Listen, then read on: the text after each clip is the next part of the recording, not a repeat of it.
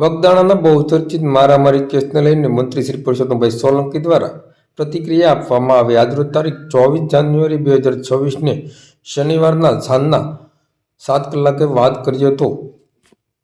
બગદાણાના બહુચર્ચિત મારામારી કેસને લઈને માયાભાઈ આહિરના દીકરા જયરાજ આહિરને એસઆઈટી દ્વારા બીજી વાર પૂછપરછ માટે આઈજી કચેરી ખાતે બોલાવવામાં આવ્યા હતા। પૂછપરછ કર્યા બાદ આઈજી કચેરી ખાતે જયરાજ આહિરની ધરપકડ કરવામાં આવી હતી। ત્યારબાદ ગુજરાત રાજ્યના મંત્રી અને કોળી સમાજના આગેવાન પરસોત્તમભાઈ સોલંકી દ્વારા પ્રતિક્રિયા આપવામાં આવી હતી।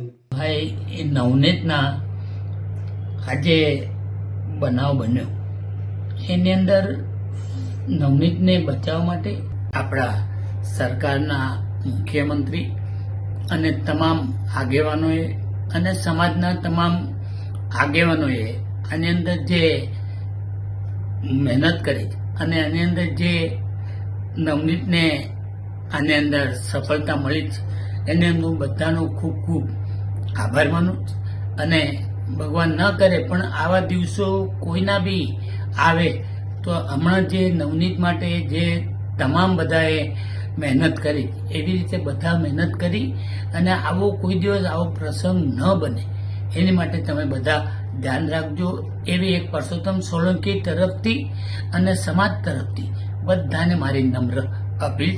આટલું કહી વિનોદ અસ્તુ। ભારત માતા કી જય। બધાને મારા સીતારામ।